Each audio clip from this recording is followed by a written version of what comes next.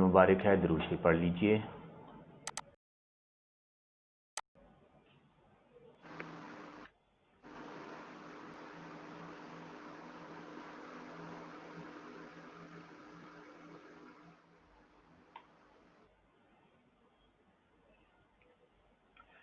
हाँ जी, debit credit बराबर। कुछ नए लोग हैं क्लास में, तो डेबिट क्रेडिट बराबर का मतलब होता है कि आवाज़ और स्क्रीन दोनों ठीक है। तो इस बहाने हम हर क्लास में डेबिट क्रेडिट का लफ्ज़ एक दफ़ा इस्तेमाल कर लेते हैं। ठीक होगी बात? चलें जी। कल हमने जो है वो एथिक्स, जो है एथिकल इश्यूज़ का चैप्टर स्टार्ट किया था। उसमें हमने 5 प्रिंसिपल्स पढ़ लिए थे, बल्कि कल नहीं पढ़े थे हमने तो मंडे को पढ़े थे। हाँ जी, याद है वो 5 principles? Integrity, objectivity, professional competence and due care, और उसके बाद कॉन्फिडेंशियलिटी, और फिर प्रोफेशनल बिहेवियर। ठीक हो गया। और इनका मतलब भी देख लिए अच्छी तरह से।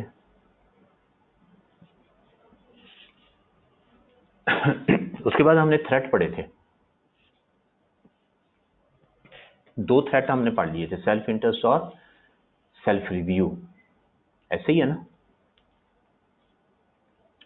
और साथ साथ हमने देखा था कि इससे कौन से फंडामेंटल प्रिंसिपल्स जो है वो इफेक्ट हो जाते हैं, कौन से फंडामेंटल प्रिंसिपल्स जो हैं वो कंप्रोमाइज हो जाते हैं, कौन से फंडामेंटल प्रिंसिपल्स होते हैं जो फिर फॉलो नहीं हो पाते।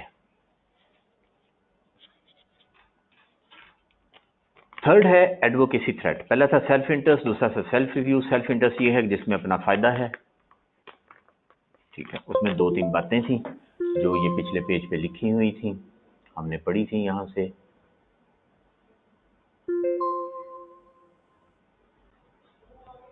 ये कि उसमें जो है वो हमें कोई कंपनसेशन मिल रही है अकाउंटेंट को, या उसकी एम्प्लॉयमेंट सिक्योरिटी, जॉब सिक्योरिटी का मसला है, या कोई कमर्शियल प्रेशर है from outside the employing organization. फिर सेल्फ रिव्यू था कि अपना किया हुआ काम, उसमें खुद से गलती निकाल देना, पता भी लग जाए कि गलती है तो वो अच्छा नहीं लगता। फाइनेंशियल स्टेटमेंट आपने डायरेक्टर्स को दे दी हुई है, अब आप उनको कहें जी ये इसमें जो है ये एक एंट्री गलत हो गई थी, ये चेंज कर दिया मैंने, तो आपकी अपनी जो है वो रिस्पेक्ट एट स्टेक आ जाएगी। वो कहेंगे गलती करती, तो हम कहेंगे चलो कोई नहीं, खैर है, जाने दो। ये सेल्फ रिव्यू थ्रेट है। अब है एडवोकेसी। एडवोकेसी क्या है? चार्टर्ड अकाउंटेंट बिजनेस में ऑफ्टन, ये थर्ड वाले की बात हो रही है, 5 ही थ्रेट है। May often need to promote the organization's positions by providing financial information. हम financial information दे रहे हैं। As long as information provided is neither false nor misleading, such actions would not create an advocacy threat.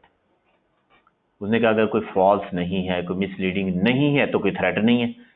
इसका मतलब है जो information हमने दी, जो data हमने दिया, अगर वो false है या misleading है, तो एडवोकेसी थ्रेट जो है वो अराइज हो जाएगा। ठीक है, एडवोकेसी थ्रेट जो है वो अराइज हो जाएगा। एडवोकेसी का मतलब क्या होता है? एडवोकेट, एडवोकेट का मतलब क्या होता है?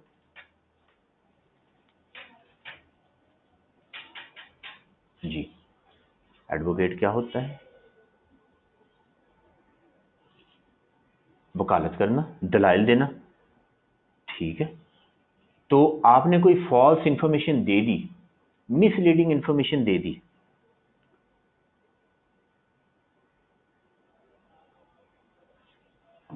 तो आप क्या करेंगे?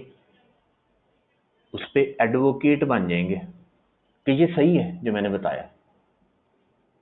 ठीक है, उसको आप प्रूव करेंगे कि ये ठीक है, सही है। आपको खुद एडवोकेसी अपनी करनी पड़ेगी, ऑर्गेनाइजेशन की एडवोकेसी करनी पड़ेगी। आपने जो है वो कोई इंफॉर्मेशन इशू कर दी, बाहर चली गई ऑर्गेनाइजेशन से, तो आपने ऑर्गेनाइजेशन को डिफेंड करना है, ठीक है। तो आपने जो इंफॉर्मेशन दे दी आप उसको डिफेंड करेंगे फिर हर तरह से, चाहे वो जाहिर है ये थ्रेट कब होगा, जब इंफॉर्मेशन फॉल्स है। अगर तो सही है फिर तो थ्रेट ही नहीं है। तो फॉल्स इंफॉर्मेशन आप उसको डिफेंड कर रहे होंगे, बजाय इसके जो है वो उसको रेक्टिफाई करें, आप उस पर डट जाएंगे, आप कहेंगे नहीं ये ठीक है, ये ऐसे ही है। तो ये एडवोकेसी थ्रेट है। Familiarity threat, next one, familiar, किसी से फेमिलियर हो हम। और फेमिलियर थ्रेट कब अराइज होता है, क्लोज रिलेशनशिप की वजह से, ठीक है। Familiar threat occur, threats occur when because of a close relationship. Familiarity threat है क्लोज रिलेशनशिप की वजह से।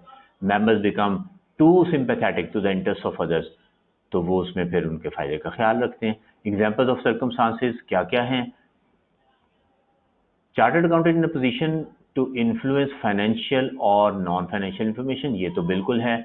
और business decisions having impact, having an immediate और close family member who is in a position to benefit from that influence। हम जो है वो जो भी डिसीजन मेकिंग होगी, बिजनेस डिसीजन होंगे, हम उसमें अपने क्लोज रिलेशनशिप की वजह से जो हमारे फेमिलियर लोग होंगे उनको फायदा पहुंचाएंगे। ये फेमिलियरिटी थ्रेट है। एक बंदा काम नहीं भी ठीक करता उसकी तनख्वाह बढ़वा देंगे क्योंकि हमारा वो रिलेटिव है, ठीक है। Long association with business contacts, influencing business decisions. माल खरीदना है, एक पार्टी है उससे आप कई सालों से माल खरीद रहे हैं, उसका माल ठीक नहीं भी है, आप किसी और से नहीं खरीदेंगे, उसी से खरीद रहे हैं, ऑर्गेनाइजेशन को नुकसान होता है तो हो जाए, लॉन्ग एसोसिएशन हो गई है, ठीक है। हालांकि ऑर्गेनाइजेशन के फेवर में नहीं है, आपको माल कहीं और से कम कीमत पे उतना ही अच्छा मिल रहा है, लेकिन आप कहेंगे नहीं इसी से खरीदना, लॉन्ग एसोसिएशन की वजह से। उनसे फिर बेनिफिट्स भी होते हैं।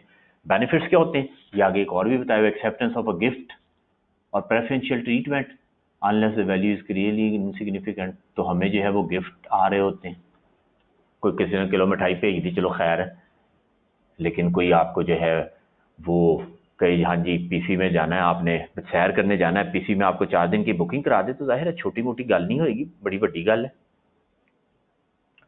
फायदा पहुंचा रहे हैं आपको, गिफ्ट मिल रहा है आपको, प्रेफरेंशियल ट्रीटमेंट आपको मिल रही है। इनसिग्निफिकेंट हो मतलब कितने गए ना चाह प्याती, वो तो कहीं भी चले जाए चाय पिला देते हैं, ठीक है। तो इनसिग्निफिकेंट नो, सिग्निफिकेंट आपको कोई गिफ्ट वगैरह मिल जाए, तो ये सारे फेमिलियरिटी थ्रेट की एग्जांपल्स हैं। ये सर्कमस्टांसेस हैं कि इसमें फेमिलियरिटी थ्रेट जो है वो होता है। लास्ट वाला है इंटिमिडेशन थ्रेट, 5वां। इंटिमिडेशन क्या है कि आपको जो है वो फेयर ऑफ जॉब, कि आपकी नौकरी चली जाएगी, फारिग कर देंगे आपको। Intimidation threats occur when a member's conduct is influenced by fear or threat. For example, when he encounters an aggressive and dominant individual at a client or his employee. Director कुछ कह रहा है तो वो उसकी बात आप नहीं मानेंगे, उसके खिलाफ जाएंगे, तो वो आपकी छुट्टी करा देगा, उसको आप ना कर ही नहीं सकते। Examples of circumstances that may create intimidation threats include threat of dismissal, वही जॉब का खतरा कि आपकी जो है वो जॉब चली जाएगी। Dominant personality attempting to influence decisions of the chartered accountant, ठीक है, वो आपको जो है आप चीफ एग्जीक्यूटिव कहता है इस तरह करो, आपको करना पड़ेगा। आपको पता है बोर्ड ऑफ डायरेक्टर्स होता है और उसमें सबसे ज्यादा अथॉरिटी चीफ एग्जीक्यूटिव के पास होती है, तो चीफ एग्जीक्यूटिव कहता है ये करना है, आप नहीं करेंगे तो किधर जाएंगे। इंटिमिडेशन थ्रेट, अच्छा इंटिमिडेशन है, उससे कौन कौन से प्रिंसिपल इफेक्ट हो सकते हैं बताएं जरा। हाँ जी, हर थ्रेट से प्रिंसिपल इफेक्ट हो जाते हैं, कौन से हो सकते हैं जरा बताइए। तो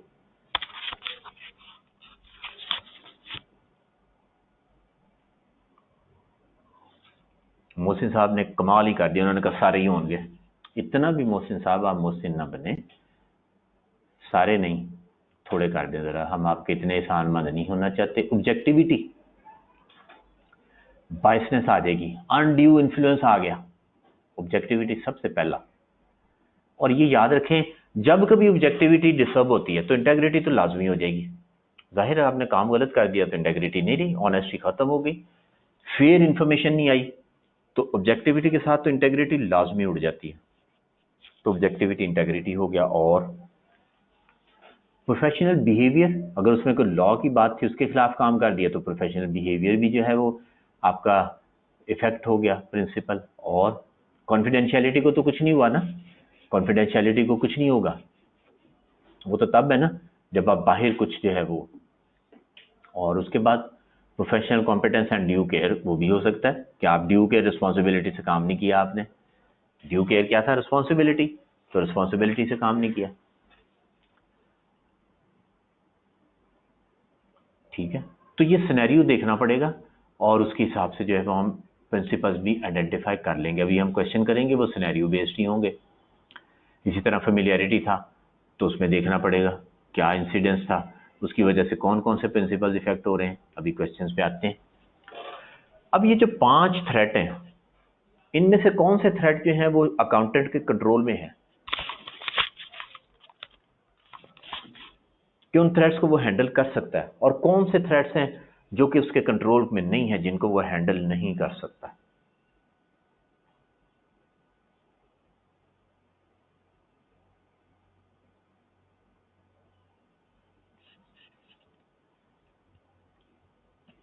हाँ जी, सोचें तो जरा कौन से ऐसे थ्रेट हैं जिनको वो कंट्रोल कर सकता है, अवॉइड कर सकता है उन थ्रेट्स को, और कौन से थ्रेट्स हैं जो इसके कंट्रोल में नहीं है।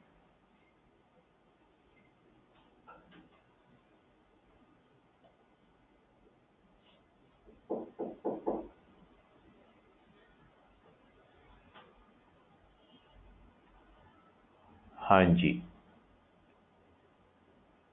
इंटिमिडेशन थ्रेट जो है वो उसके कंट्रोल में नहीं है। बाकी सारे सेल्फ इंटरेस्ट है, अपना फायदा छोड़ दे, ठीक काम करे। सेल्फ रिव्यू है, रिव्यू किया उसने, इतना गुर्दा होना चाहिए, दिल गुर्दा होना चाहिए कि बंदा जो है वो बताए जी ये गलती हो गई है, इसको ठीक करना है। ठीक है, दिल गुर्दा होना चाहिए। अब ये फिर अलग बात है कि दिल किसी को दे दिया हो ही ना, और गुर्दा जो है वो ठीक काम ही ना करता हो, तो फिर बंदा जो है सेल्फ रिव्यू में तो मार खा ही जाएगा ना। अच्छा जी, उसके बाद है एडवोकेसी। एक इन्फॉर्मेशन गलत चली गई, आप एडमिट करें कि हाँ गलत है, उसको ठीक कर दें। ठीक है, कोई ऐसा मसला नहीं है। फेमिलियरिटी, आप अकरबा परवरी से परहेज करें, पॉसिबल है। आप जो है वो रूल्स पे स्ट्रिक्ट हो जाएं, कोई अपने रिलेशंस मत देखें, होता है ऐसे ऑर्गेनाइजेशन में लोग होते हैं।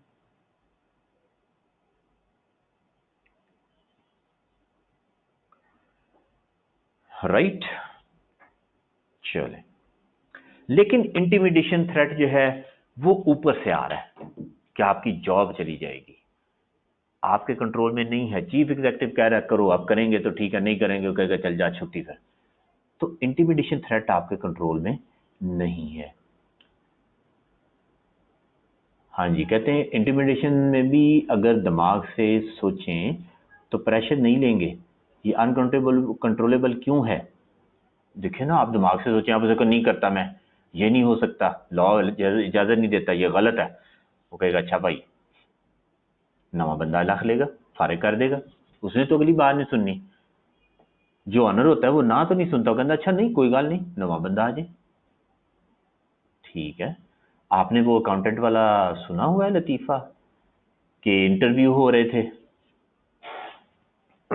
बंदे आ गए जॉब के लिए, इकोनॉमिस्ट आ गया, स्टैटिस्टिशियन आ गया, मैथमेटिशियन आ गया और एक अकाउंटेंट आ गया। 4 बंदे आ गए जॉब के लिए इंटरव्यू देने, बंदा एक रखना था। सुना हुआ है? नहीं सुना तो फिर अकाउंटेंट का दें आप, चले सुने फिर। तो इंटरव्यू लिया, उन्होंने पूछा 2 जमा 2 कितने होते हैं, 2 जमा 2 कितने होते हैं। मैथमेटिशियन से पूछा, उसने कहा 2 + 2 = 4। अच्छा जी, अगला बंदा आया, ठीक है, उसने कहा, उससे पूछा स्टैटिस्टिशियन, मतलब इसी तरह पूछा, उन्होंने कुछ जवाब दिए। स्टैटिस्टिशियन से पूछा, उसने कहा इट अप्रोचेस टू 4, ये 4 को पहुंच ही जाता है। इकोनॉमिस्ट आया, उससे पूछा कि कितने होते हैं, उसने कहा जी ये जो है 2 जमा 2 इट मे बी और may not be equal to 4, ये 4 हो भी सकते हैं और नहीं भी हो सकते हैं। अकाउंटेंट आया, उसने कहा हाँ भाई 2 जमा 2 कितने होते हैं, उसने कहा आप मुझे ये बताएं आपको कितने चाहिए हैं। उन्होंने कहा जा शाबाश, उसको रख लिया जॉब पे। ठीक है जी। तो चार्टर्ड अकाउंटेंट जो है उसका तो काम ही ये होता है, उनका इतना प्रॉफिट दिखाना, उन्हें दिखा देना, नहीं दिखाया तो फिर चार्टर्ड अकाउंटेंट का है पैसे का दे लेना तू फिर। तो खैर अल्लाह माफ करे, ऐसी बात नहीं है। तो अब आप सोच लें नौकरी करनी है तो फिर अगले ने पूछना 10,000 में तेन किन्ने चाहिए, उन्हें बना देना बस तेन चाहिए 2 जमा 2 15, तेन बोलो 15 हो गए, 2 जमा 2 चाहिए 0 तो 0 हो गया। तो सेफ गार्ड्स इंटिमिडेशन थ्रेट को अवॉइड करने के लिए, बाकी किसी के लिए सेफ गार्ड नहीं, इंटिमिडेशन थ्रेट जो है उसके लिए सेफ गार्ड्स अवेलेबल हैं अकाउंटेंट को।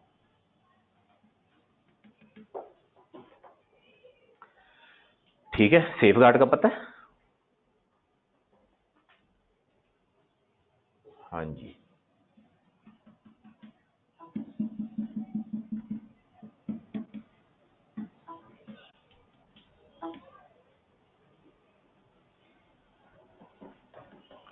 हाँ जी, सेफ गार्ड का पता है, बाजार में मिलता है सेफ गार्ड, आहो साबन, सेफ गार्ड ले आए, आगे आराम से हाथ धोए नहाए धोए साफ सुथरा हो जाए, तो बस इंटिमिडेशन थ्रेट खत्म हो गया।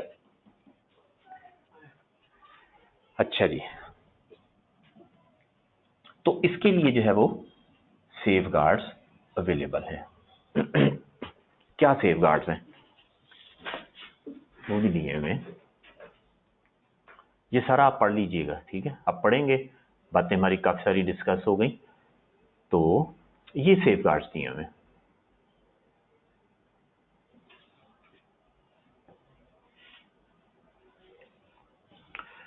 क्या सेफ गार्ड्स हैं? ऑब्टेन एडवाइस, मशवरा मांग लें within an employing organisation.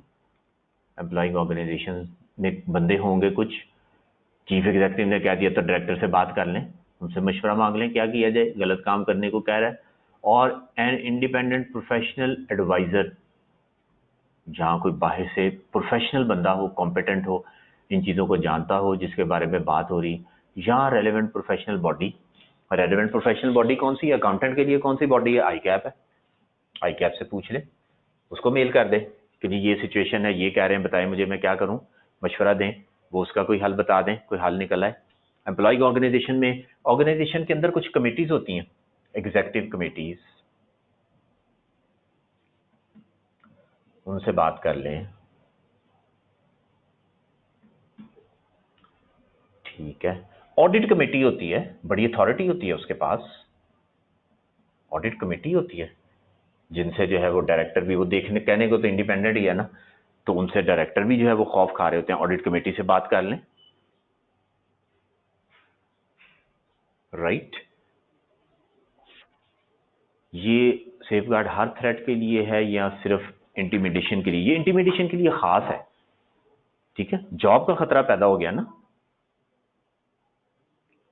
यहां पे उसने बात की है कि significance of threats must be evaluated and unless they are clearly, ये जो ऊपर लिखा हुआ है, इनसिग्निफिकेंट, छोटे मोटे हो तो खैर है, सिग्निफिकेंट हो, safeguards should be considered and applied to eliminate them. देखिए 4 तो उसके अपने हाथ में है, वो कंट्रोल कर लेगा। सेल्फ इंटरेस्ट है, अपना फायदा छोड़ दे, ईमानदार हो जाए। सेल्फ व्यू है, अपनी गलती को जो है वो बता दे कि ये मेरे से गलत हो गया, दोबारा उसको ठीक कर दे। एडवोकेसी है, कोई इन्फॉर्मेशन गलत चली गई, उस पर कोई बात करता है तो एडमिट करे कि हाँ गलती हो गई, उसको ठीक कर दे बजाय एडवोकेट बनने के। फिर उसके बाद चौथा था फेमिलियरिटी, रिश्तेदारियां, तो रिश्तेदारियां निभाना छोड़ दे। मतलब रिश्तेदारी उन्होंने कही जी दफ्तर में कोई रिश्तेदारी नहीं, रिश्तेदारी कार में। ठीक है, तो बस वो उसके कंट्रोल में है, लेकिन इंटिमिडेशन को वो कंट्रोल नहीं कर सकता क्योंकि वो तो ऊपर से आ रहा है। आपका एम्प्लॉयर जो है वो आपके जो है वो आपको कह रहा है ये करो, तो ये खास तौर पे ना इंटिमिडेशन के लिए ये है। अच्छा जी, उसके बाद जो है existence of a formal dispute resolution process within the employing organization. ये ऑर्गेनाइजेशन के अंदर ऐसी कमेटीज बनी होती हैं ठीक है, डिसिप्लिनरी कमेटीज, ठीक है, रेजोल्यूशन कमेटीज, जिनको आप अपना मैटर भेजें तो बजाय इसके बाहर जाने के वो कमेटी जो है वो डिसाइड कर दे कि हाँ भाई कैसे करना है, क्या करना है।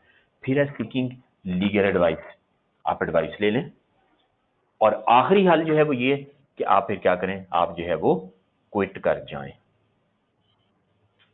क्विट कर दें, आप रिजाइन कर दें आप, वो भी हाल है एक, ठीक है। लेकिन वो बेसिकली देखा जाए तो वो हाल नहीं बनता, वो तो फिर आपने ऑर्गेनाइजेशन ही छोड़ दी ना। तो असल में जो है, लेकिन ये आखिरी स्टेप यही होता है, सेफ गार्ड क्या है कि वो ये सारी कोशिशें कर ले और कोशिशें करने के बाद भी अगर मसला हल ना हो तो फिर जो है वो क्विट कर जाए।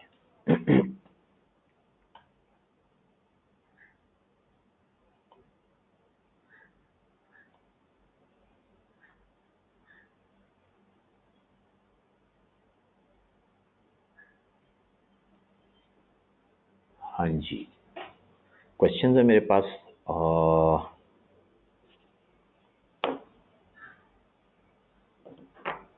ये क्वेश्चन जो है ये मेरा ख्याल अपलोड नहीं करवाए मैंने, ऐसा ही है ना? एथिक्स के अपलोड तो नहीं हुए, क्वेश्चंस के हो गए? एथिक्स का चैप्टर एलएमएस पे नहीं हुआ। एक मिनट जरा, मैं जो है वो अभी एलएमएस पे उन्हें कह दूं, रिकॉर्डिंग को पॉज कर दूं।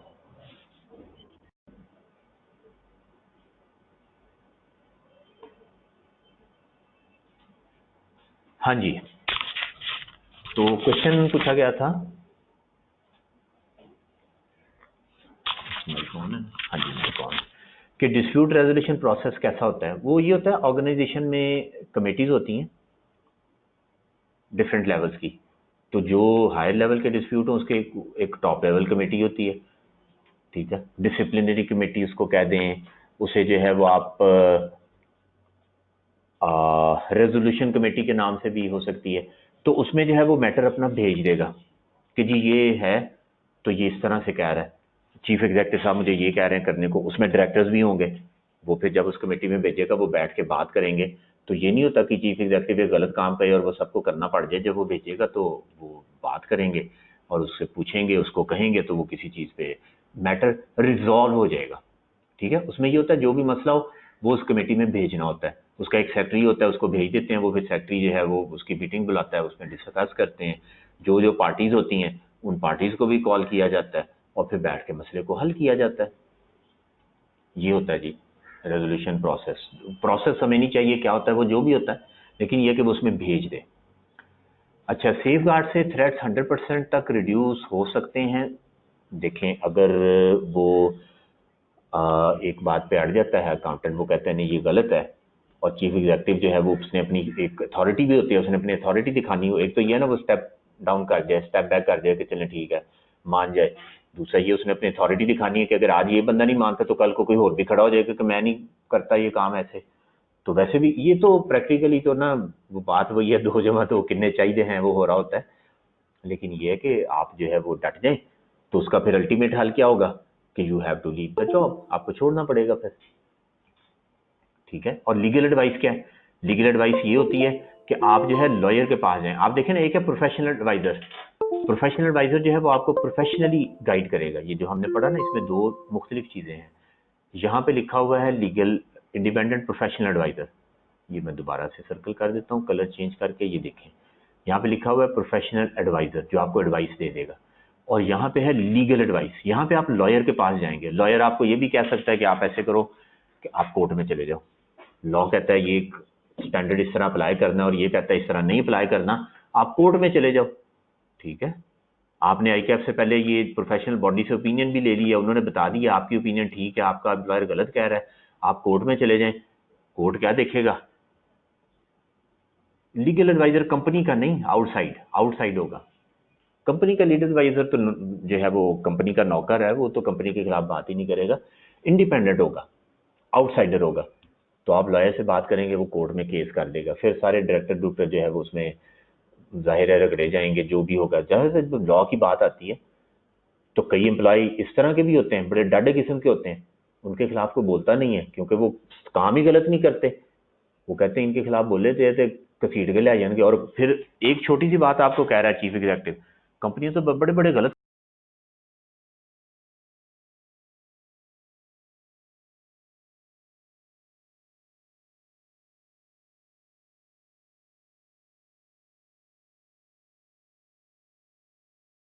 जो है वो तो कहते हैं ना, जो भी हो अकाउंटेंट से तो ओझल कुछ भी नहीं हो सकता ना। ठीक है, अकाउंटेंट से डरते भी हैं ऑनर्स, तो अकाउंटेंट से तो ओझल कुछ भी नहीं होता। वो कोर्ट में चला गया तो जो बात आप कह रहे हैं वो छोड़, उसने जो और गलत बातें हुई हैं वो सारी वहां बता देनी है, तो रह क्या जाना है बाकी। तो ये बड़ा एक खतरनाक स्टेप होता है कि वो लीगल एडवाइस ले और कोर्ट में चला जाए। इवन वो कई एम्प्लॉई ऐसे होते हैं कि उनको निकालने की भी बात की जाए, वो कहते हैं मैं कोर्ट में केस कर देना, वहां पे उसको उसकी सैलरी भी बढ़ा देते हैं, उसे कहते हैं नहीं नहीं तुम नहीं कहीं जाते, इधर ही रहो। तो ये होता है, डिपेंड करता है। देखिए ना, जब आप गलत काम एक कर रहे होंगे तो फिर आप स्टैंड नहीं ले सकते। बात मैं कर रहा हूँ एम्प्लॉयर की, और एम्प्लॉय हक पे है तो फिर वो स्टैंड ले सकता है। हाँ, वो फिर हर तरह के बंदे होते हैं, कुछ लोग होते भी गलत हैं, वो भी खड़े हो जाते हैं आगे से। तो खैर वो बातें सारी अपनी जगह पे, हमने सिर्फ इतना ही बताना है कि वो ये सेफगार्ड उसके लिए अवेलेबल हैं। आगे वो जाके कैसे करेगा, क्या होगा, वो हमारे स्कोप में नहीं है। हमारे स्कोप में सिर्फ इतना कि उसके लिए क्या कोई फिर थ्रेट है, चलो बाकी तो वो खुद कंट्रोल कर ले। तो इंटिमिडेशन और कट दें नौकरी, तो एम ही कर दें नौकरी, तो नौकरी से निकालने जाके आप जो है वो एक तो उनके खिलाफ केस करें, और दूसरा जो है आप 10 अरब रुपए का हर्जाने का दावा कर दें आप। ठीक है, कि इन्होंने मुझे निकाला है, मेरी इन्होंने रिस्पेक्ट जो है वो खराब कर दी है, मैं स्ट्रेस में आ गया हूँ, तो कोर्ट आपको डैमेजेस भी लेके देगा, और जो है वो और आपको उस कंपनी में चीफ एग्जीक्यूटिव लगा देगा।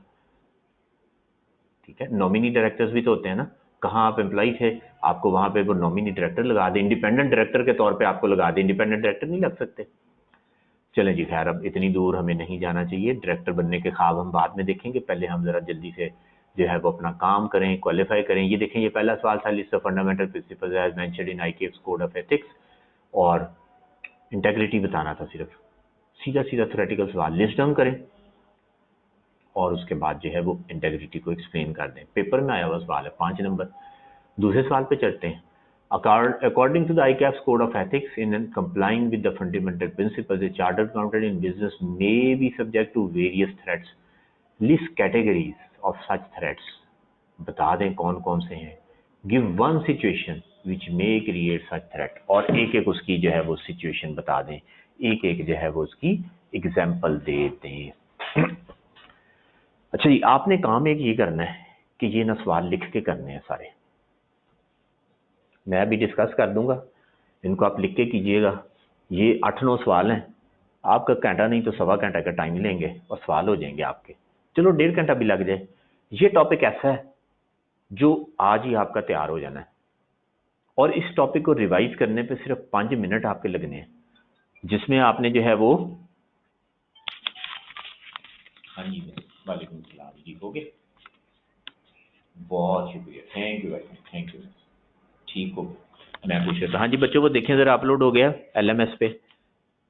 ये करेक्ट क्वेश्चन जो मैं आपको करवा रहा हूँ, ये मैंने 3 पेजेस अभी अपलोड करवा दी हैं, चेक करके ज़रा बताएं कोई साहब।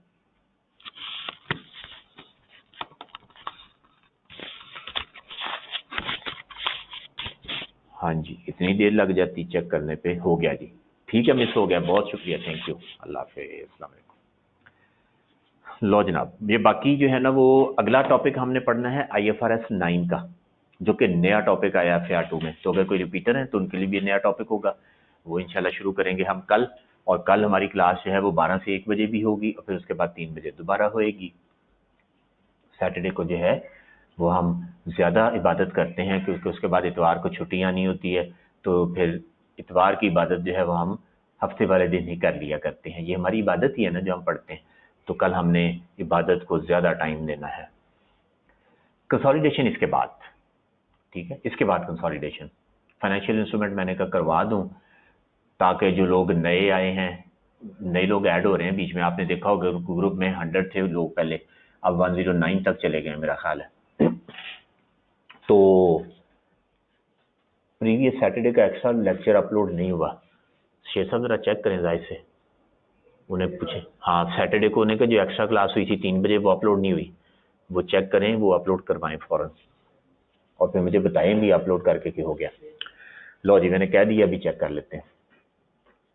तो वो ये है कि वो उन्होंने अब क्लास ज्वाइन की है, जो रिपीटर्स कोई आ रहे हैं बीच में, तो चलो वो आएंगे तो पुराना ही सारा पढ़ते जाएं, उसकी बजाय एक नवा टॉपिक तो पढ़ाएं ना उनको, फिर उसके बाद कंसोलिडेशन पे आएंगे इंशाल्लाह।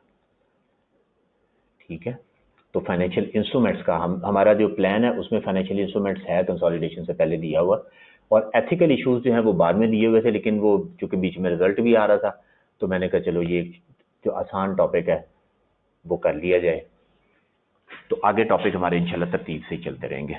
राइट, तो वो IFRS 9 के भी अपलोड हो जाएंगे आज ही, कल हम वो स्टार्ट करेंगे। तो मैं कह ये रहा था, ये जो है जो क्वेश्चन आपने लिख के कर लेने हैं, रिवीजन के टाइम पे क्या करना होगा, 5 प्रिंसिपल्स के नाम आपको एक दफा रिवाइज कर लें, उनके 2-2 3-3 लफ्ज लिखे होंगे आगे, वो देख लें क्या है, और 5 थ्रेट हैं, उन थ्रेट्स को देख लें, उनके आगे भी 2-2 4-4 लफ्ज लिखे होंगे आपने कि इसका ये मतलब है, टॉपिक रिवाइज हो गया। करना हो तो 10 मिनट और लगाएं, एक सवाल कर लें बस, तो इतना सा इसका टॉपिक का रिवीजन का टाइम है, ये 15 मिनट रिवीजन के लेता है बस, इससे ज़्यादा नहीं। एक अगर पहले से किया हो एक दफ़ा कर लें। क्वेश्चन नंबर 3 पे आते हैं। क्वेश्चन नंबर 3 की रिक्वायरमेंट क्या है, identify the categories of threats to the fundamental principles of objectivity और professional competence and due care. उसने कहा ये जो थ्रेट्स, ये जो प्रिंसिपल्स इफेक्ट हो रहे हैं, बताएं कौन से थ्रेट्स हैं जो इनको इफेक्ट कर रहे हैं। तो हमने थ्रेट्स आइडेंटिफाई करने हैं that may be created in the above situation and discuss the safeguards.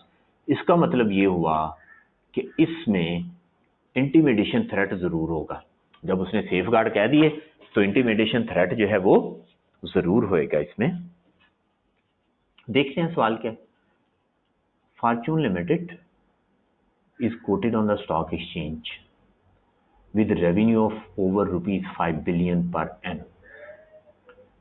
During the year ended 30 June 2015, FL has incurred a loss of 26 million. 26 million का लॉस हो गया। Chief executive of the view, chief executive board of directors में जो chief executive होता है, is of the view that declaration of loss may result in the banker's refusal to renew the credit facility. Credit facility हमारी खत्म हो जाएगी, हमने OD की फैसिलिटी दी हुई है, प्रॉफिट होगा तो ठीक है, लॉस हुआ तो उन्होंने फैसिलिटी खत्म कर देनी है। Therefore he wants to incorporate certain adjustments in the books of account that will result in a net profit of 100 million.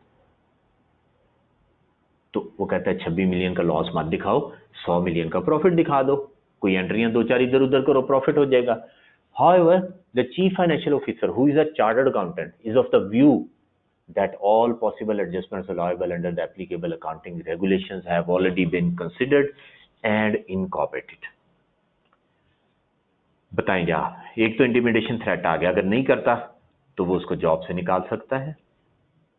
ठीक है, ये इंटिमिडेशन में जरूरी नहीं होता जॉब से निकाल दें, बाज दफा ये होता है जॉब से नहीं भी निकाला जाता, आपको जो है खुडे लाइन लगा दिया जाता है, आपके इंक्रीमेंट्स नहीं लगाए जाते, आपके बेनिफिट्स खत्म कर दिए जाते हैं।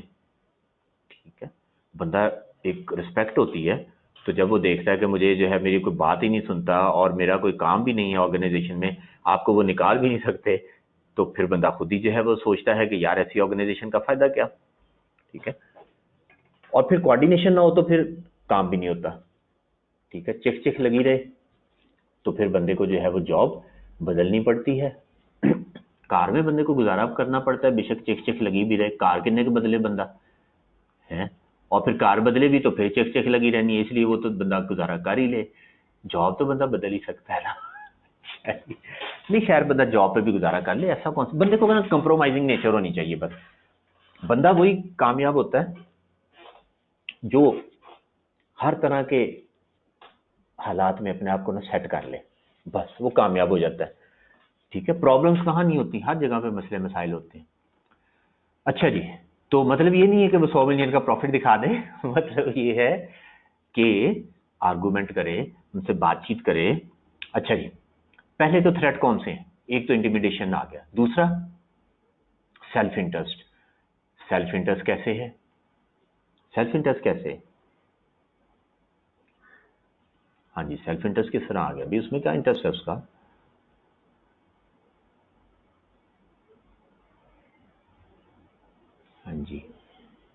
सेल्फ इंटरेस्ट कह तो दिया आपने, मगर कैसे? कैसे?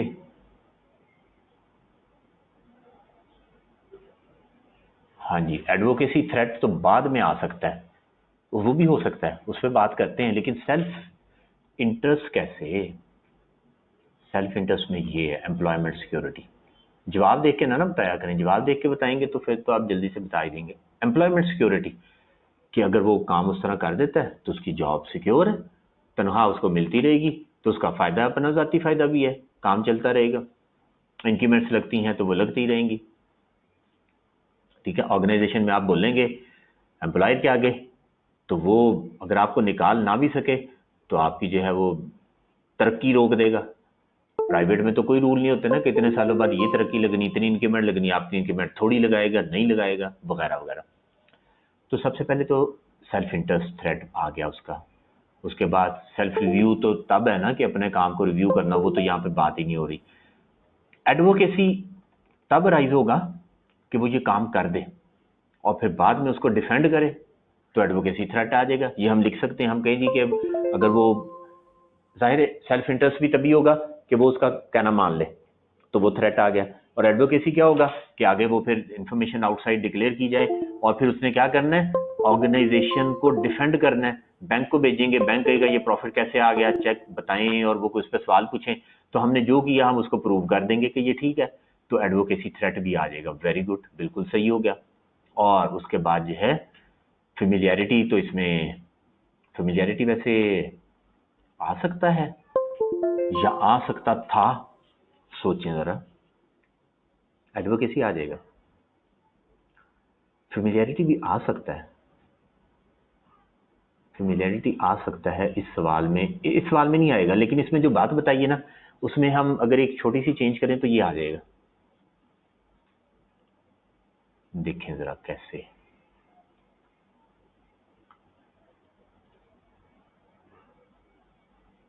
चीफ एग्जीक्यूटिव कहता है कि रिफ्यूजल हो जाएगी क्रेडिट फैसिलिटी की। अगर चीफ एग्जीक्यूटिव की बजाय ये क्रेडिट फैसिलिटी अप्रूव कराई हो इस अकाउंटेंट ने, और ये अकाउंटेंट खुद से ये रियलाइज करे, ठीक है, अकाउंटेंट रियलाइज करे कि ये फैसिलिटी जो है वो खत्म हो जाएगी, लेकिन उससे फिर भी फेमिलियरिटी तो नहीं बनेगा। ठीक है, उससे फेमिलियरिटी नहीं बनेगा, उससे फिर भी सेल्फ इंटरेस्ट ही बनेगा। हाँ, वो नहीं आएगा, उससे भी जो है वो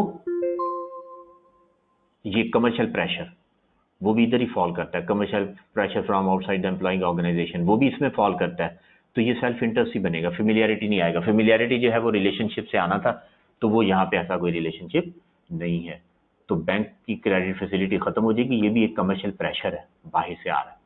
तो ये तीन ही बनेंगे बस, सेल्फ इंटरेस्ट, एडवोकेसी और इंटिमिडेशन थ्रेट। और फिर उसके बाद पूछे हुए हैं कि बता दें इसके सेफ गार्ड्स क्या हैं। तो सेफ गार्ड का जब भी सवाल आता है वो 4-5 लाइनें बस लिख देनी होती हैं। वो एडवाइस ले ले, कहाँ से एडवाइस ले ले, ऑर्गेनाइजेशन में किसी सीनियर से बात कर ले, किसी कमेटी में चला जाए, प्रोफेशनल एडवाइजर से एडवाइस ले ले, प्रोफेशनल बॉडी से एडवाइस ले ले।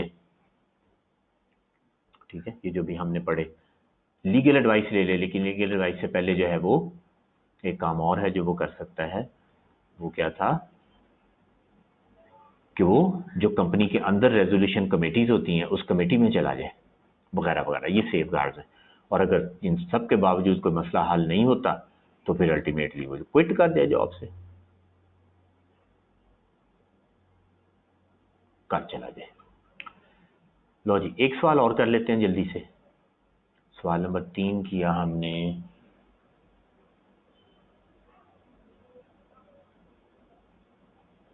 ये जो आप फरमा रहे हैं ना डिसोसिएट हिमसेल्फ फ्रॉम इंफॉर्मेशन का भी था पैक की बुक में, कौन सी किताब में था ये, अकाउंटिंग वाली किताब में या ऑडिट वाली किताब में, ये बता दें। हाँ जी, ऑडिट वाली किताब में या अकाउंटिंग वाली किताब में, कौन सी किताब में?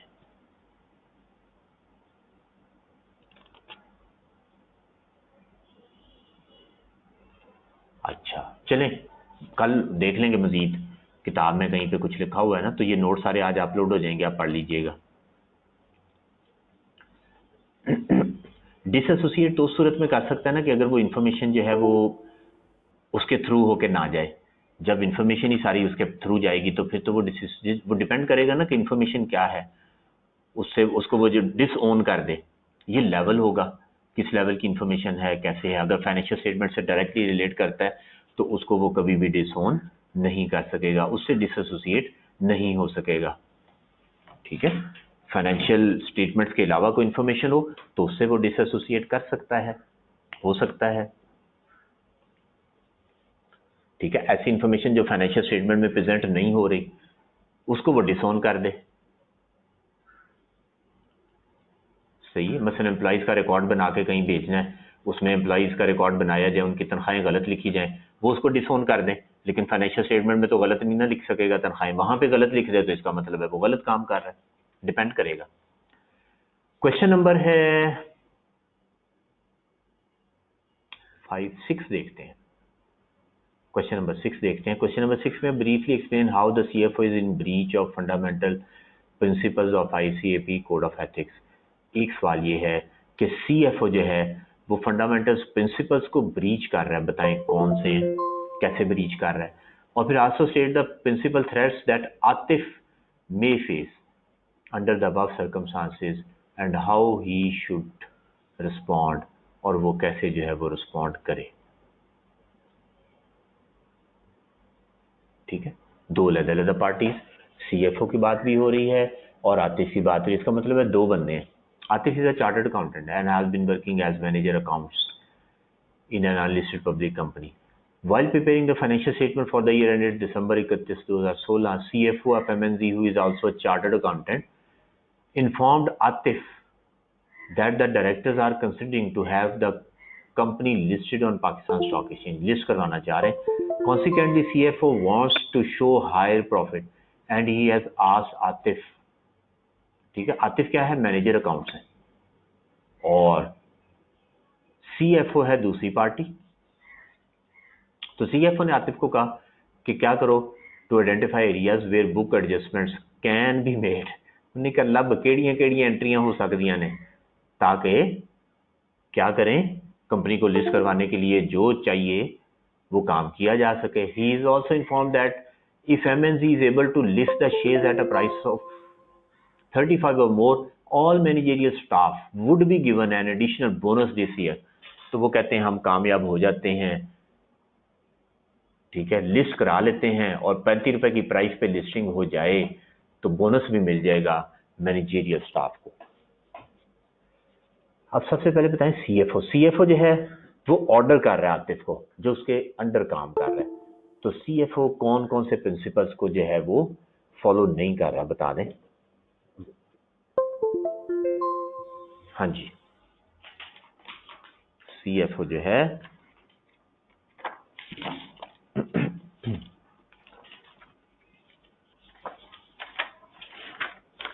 इंटेग्रिटी, शाबाश, प्रोफेशनल बिहेवियर ठीक हो गया, और